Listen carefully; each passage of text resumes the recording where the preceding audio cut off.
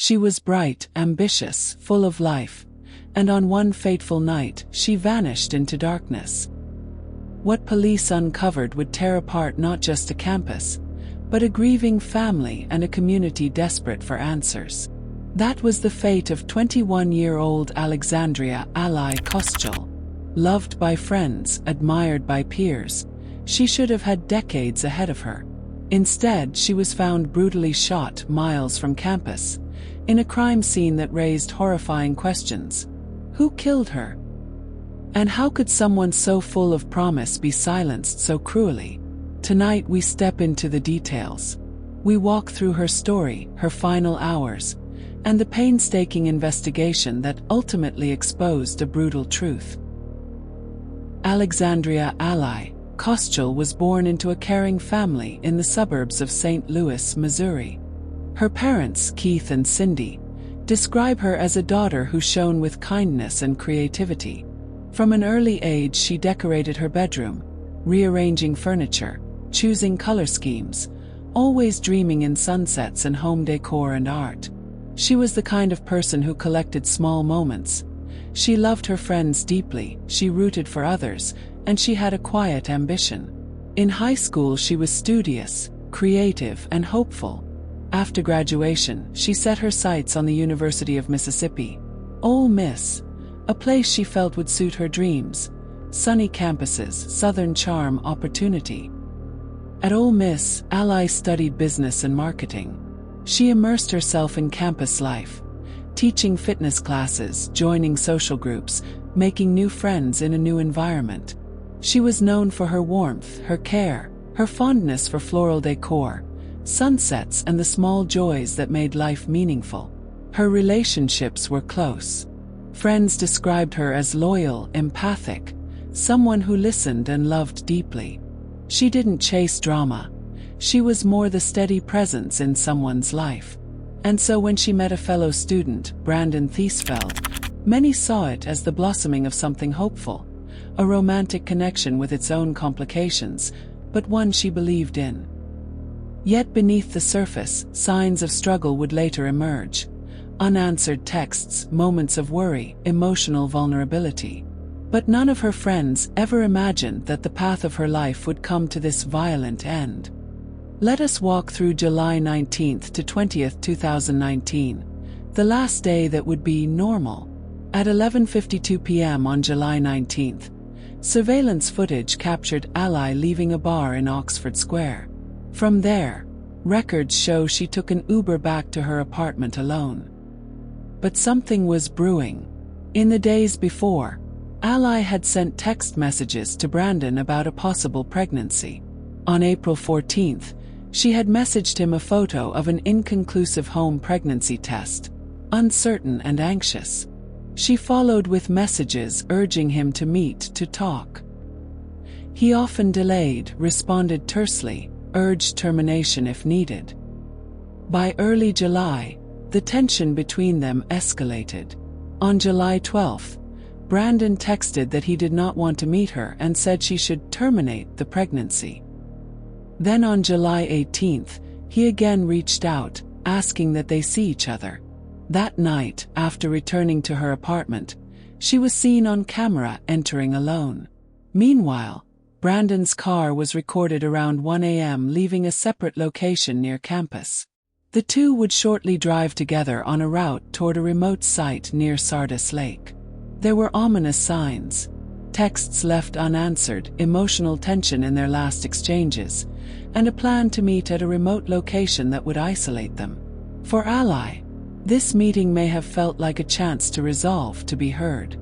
Tragically, it would end the way no one expected. When Ally failed to respond to calls and messages in the early hours, friends and family grew concerned. She did not show up for class. Her absence raised red flags. Investigators were alerted when foul play was suspected. On the morning of July 20th, approximately 10:30 a.m., a Lafayette County deputy conducting a routine patrol stumbled upon her lifeless body near an abandoned fishing camp by Sardis Lake, about 30 miles from campus. Her body lay in a clearing, her purse found nearby along a road. Within it were her school ID and driver's license. The scene was chilling. Ally had been shot multiple times, at least 9 bullets, 11 shell casings found on the ground.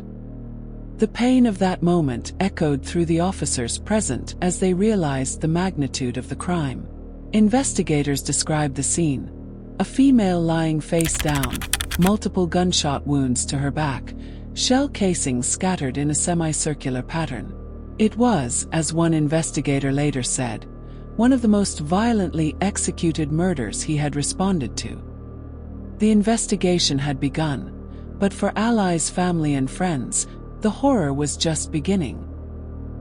From the earliest moments, investigators knew they had to rely on forensic science, digital clues, and human witnesses to piece together what had transpired. Digital trails and messages. Ally's cell phone was missing from the scene, but detectives discovered that many of her messages had synced to her Apple Watch, giving them crucial insight into her last text exchanges.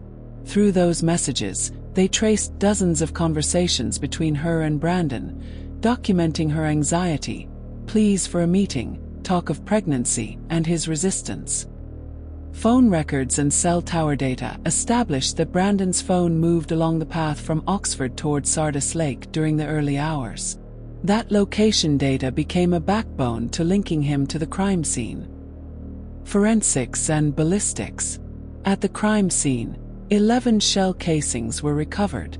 Ballistics analysis showed that a .40 caliber weapon had been fired from multiple angles. Bloodstains, ballistic trajectories, and casing distribution suggested that the shooter circled around the victim while firing, moving the weapon position during the act. Investigators couldn't ignore how methodical the execution appeared. Inspecting Brandon's vehicle after his arrest, police found a .40 caliber gun consistent with the shots at the scene. Blood evidence was reportedly found in his vehicle and on his clothes. Surveillance and location clues. Brandon's truck had a distinctive vanity plate, T3IT. That plate became central in the manhunt. Investigators released a BOLO, be on the lookout, alert for the vehicle. Within hours, with cooperation from Memphis authorities, he was apprehended at a gas station. Moreover, evidence surfaced from a letter found in his apartment, written over the weekend of the murder, in which he confessed to dark thoughts, substance abuse, and a sense of ending. In that letter he admitted, "I've always had terrible thoughts. I think this is the end for me. I'm either going to prison or die." Piecing the sequence. Investigators reconstructed the timeline. Late evening, Ally leaves the bar, returns home, exchanges messages with Brandon. Around 1:28 a.m., Brandon picks up Ally and drives her towards Sardis Lake in his truck. Between 2:15 to 2:30 a.m., a couple walking a dog near the lake heard gunshots. Morning hours. Ally's body is discovered. Each piece of evidence tightened the noose around the suspect. The letter, bullet matches, location data, the license plate, the texts, all lined up. From early stages, suspicion centered on Brandon Thiesfeld. His name repeatedly appeared in text exchanges with Ally. Friends reported that their relationship had been fraught with tension and emotional control.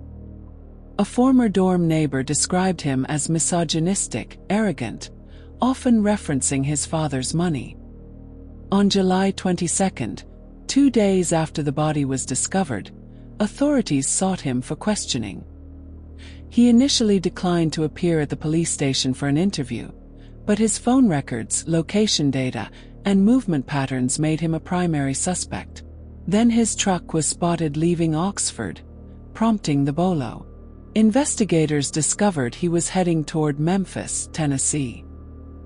He was arrested without incident at a gas station, with a distinctive TK3IT plate drawing attention. Investigators located the firearm and blood evidence in his vehicle, strengthening the case. During legal proceedings, Brandon eventually pleaded guilty to first-degree murder, acknowledging that he drove Ally to the lake and shot her multiple times. In court he expressed remorse, though he never fully detailed his motive. He apologized to Ali's family, stating, "There is no excuse for my actions." This guilty plea allowed him to avoid a capital murder charge and spared him the possibility of a death sentence. The breakthrough was his own admission, combined with the weight of mounting forensic and digital evidence. The courtroom became the site of heartbreak, confrontation, and a community's search for closure. Though a full trial never took place, the plea hearing was deeply emotional. On August 27, 2021, Brandon Thiesfeld entered his guilty plea to first-degree murder. Judge Kelly Luther accepted the plea, sentencing him to life in prison with no possibility of parole. However, under state law, he may be eligible for conditional release when he reaches age 65. In court, Ali's mother's words were read aloud. "He had every opportunity to do good in the world, but he chose to do evil. Every time your cell door slams shut, may it be a reminder for what you did." Brandon addressed the family, his voice muffled, his emotion subdued, apologizing, admitting that he had caused irreversible harm. The community watched. The grief, the rage, the sorrow, the need for justice, all boiled in that moment. For many, the guilty plea was bittersweet, confirmation of truth, yet no full trial to uncover every hidden motive and question. But for Ali's family, it was a step toward accountability. In the wake of this tragedy, Ali's memory has not faded. Her family and friends established memorials and tributes. On campus, vigils were held. Flowers and candles mark spots of remembrance. Her story became a cautionary tale, a reminder of the fragility of life, of relationships that mask danger, of how desperation can blind even the brightest among us. Prosecutors in media interviews called it a cautionary tale, about how love can blind us to warning signs. Allies and advocates have used her case to push awareness about emotional abuse, coercive control, and the vulnerabilities that can exist in romantic relationships. Some groups cite her story when discussing how romantic pressure and fear can escalate into violence. In memory of Ally, scholarship funds have been proposed.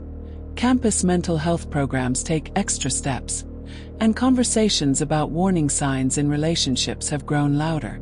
Her family continues advocating for awareness and education, so no other young person is lost in similar shadows. Ally Kostyul's life was full of warmth, dreams, and connection. Her death was a violent rupture, a reminder that darkness sometimes lurks behind even the most ordinary nights. Her story demands more than mourning, it demands vigilance. If you found this case as compelling as I did, please like this video, share it, and subscribe for more true crime documentaries told with care. We must tell these stories, so victims are remembered, lessons are learned, and light can pierce through the darkest corners. Until our next story, stay observant, stay compassionate, and never forget that every life lost has a story worth telling.